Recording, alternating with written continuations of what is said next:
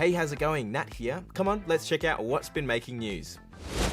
Did you know that this Sunday is winter solstice? That's the longest night of the year. Scientists also think it's the perfect opportunity to measure light pollution, and they want your help. Light pollution is the presence of artificial light in the night environment.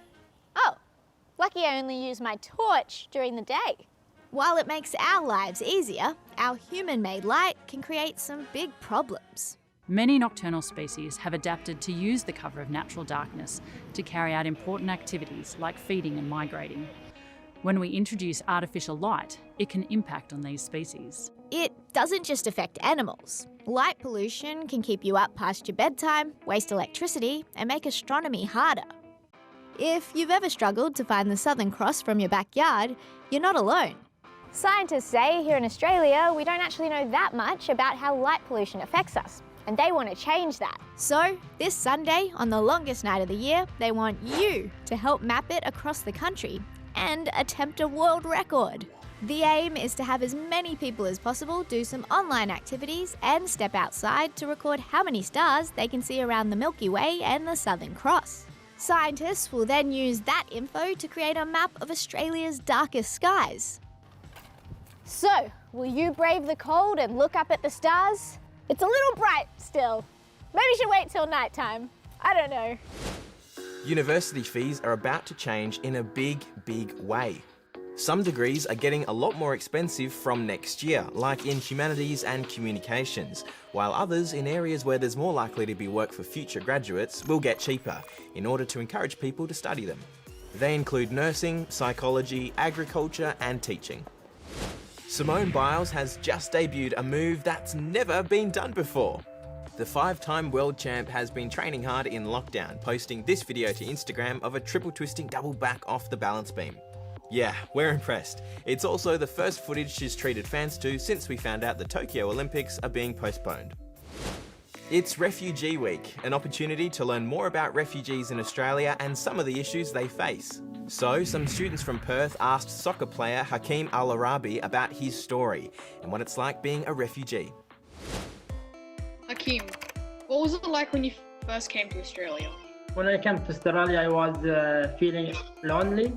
I miss my family in my own country.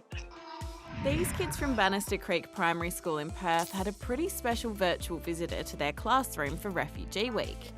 Hakeem Araibi was a professional soccer player for the Bahrain national football team and came to Australia in 2014 as a refugee. But in 2018, he was arrested while he was on his honeymoon in Thailand for a crime authorities said he committed in his home country, and something Hakeem says he didn't do. It sparked a massive campaign led by former Socceroos captain Craig Foster, which brought him back to Australia. Craig Foster was there to answer questions too. When you first heard about Hakeem, how did you feel and why did you want to help him? When I first heard about Hakeem, I thought, oh, gee, you know, he's just a young man and he needs our help. And that's, you know, what being welcoming to asylum seekers, refugees, and everyone is all about. Hakeem's back at training, preparing for his first game after lockdown. And these guys say they've learnt a lot from talking to him during Refugee Week. For this next segment, I won't be sitting in the middle. I'll be sitting right here. Because why not? There's a first time for everything. Like these baby otters, Bubble and Squeak. For the first time ever, they got to explore their habitat at London Zoo after spending the first few months of their lives inside a cosy holt. That's an otter den, by the way. And don't worry, I'm sure that's just the way parent otters like to carry baby otters. Fortnite Splashdown has splash landed. It's the latest chapter in the massive multiplayer online game, bringing with it a focus on water battles, and for the first time ever, sharks. Players can choose to loot them or even ride them, like a jet ski. And finally, here's a weird TikTok trend that you'll either love or hate. People have been leaving their cereal in the freezer and then eating it, claiming it tastes better and makes the cereal more crunchy. I prefer toast. Frozen toast.